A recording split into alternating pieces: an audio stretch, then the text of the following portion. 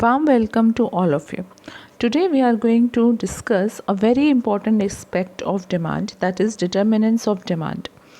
Determinants of demand means all those factors which are responsible for particular amount of demand of any product in the market. We often have heard the phrase that there is huge demand for product XYZ in the market, but have we thought about what are the reasons responsible for that amount of demand? What constitutes the demand for a product in the economy? The determinants of demand are those factors that cause fluctuations in economic demand for a product or a service. So, the very first determinant of demand, which is the most important determinant of all, is price of the product.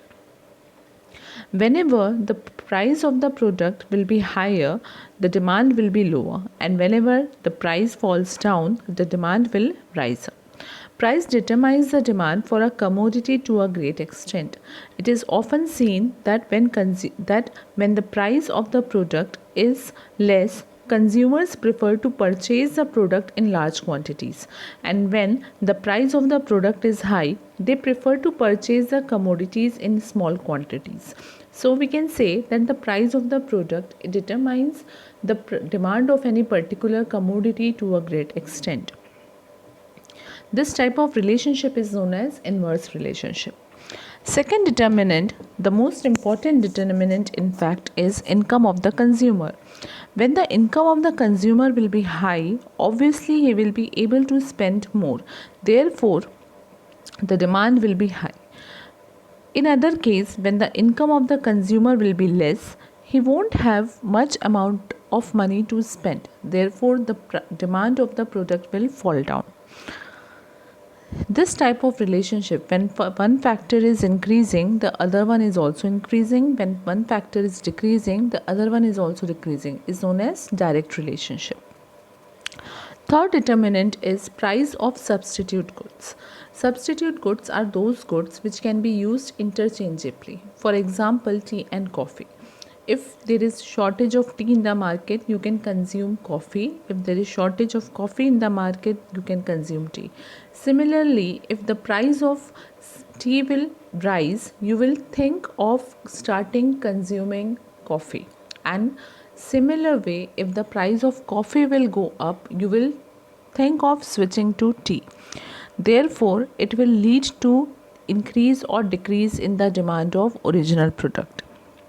An increase in the price of one product will cause an increase in the demand for a substitute product. Here I have presented the example of tea. The rise in price of tea will increase the demand for coffee and decrease the demand for tea.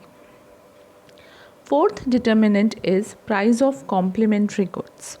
Complementary goods are those goods which are used all together to satisfy one want.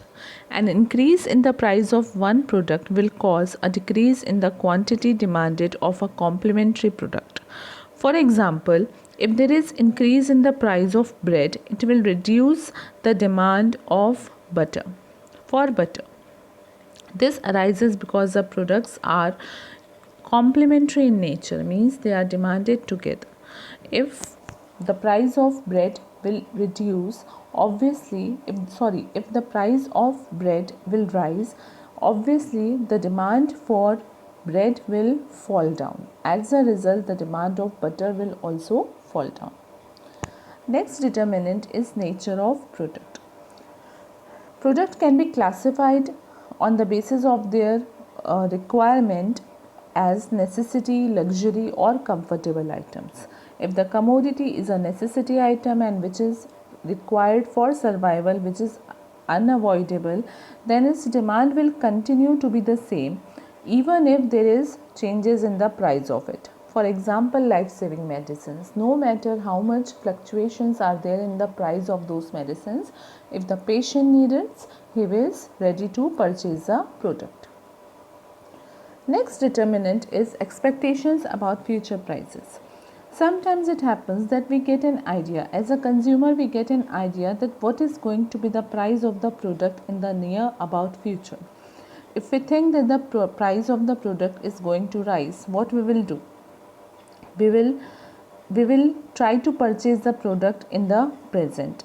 For example, if we know that there will be rise in petrol prices from the midnight, then we will obviously try to fill up our vehicles by this time only, so that we don't have to pay more. Next determinant is advertisements. We all know about advertisement and how much they impact our purchasing behavior as a consumer. If the advertisements are effective, they are capable of forcing consumers to make purchase decisions. They can catch the attention of consumers, they can inform the consumers about the availability of the product, they can display the features of the product, they can make the consumers to purchase the product. As a result of which, the demand of those products who have strong advertisement will rise up, and those products who don't have strong advertisement, their demand will be low. Next important determinant is taste, habit and passion. They play a major role in influencing the individual and market demand of a product. The taste and preference of consumers are affected due to various factors such as lifestyles, customs, common habits and change in fashion, standard of living, religious values, age, etc.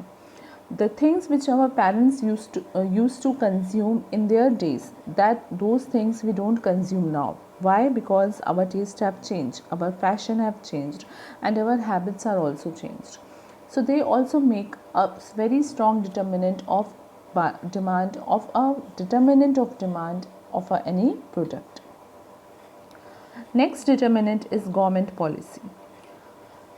If the taxation structure of the country is very strict, obviously there will be high tax rate, then the consumer will be left with low disposable income, as a result of which they will be able to spend less, and which will ultimately result in lower demand of the product. On the other side, if the taxation of the country is flexible or lenient, the people of the country, the citizens of the country, they have to pay less tax to the government, and as a result they will be left more with the disposable income, and in return they will be able to purchase more commodities, and at the end more demand will be created in the economy. Last determinant is climatic conditions. For example, here I have tried to explain this point with the help of example. The demand of ice creams and cold drinks will increase in summer, while tea and coffee are preferred in winter. Some products have a strong demand in hilly areas than in plains. Therefore, individuals demand different products in different climatic conditions. We all know this, that whenever there are different times, whenever there are different seasons, different products are required, and according to that, demand of the products are fluctuated. I hope you have understood the determinants of demand very clearly. If you have any doubt, you can message me.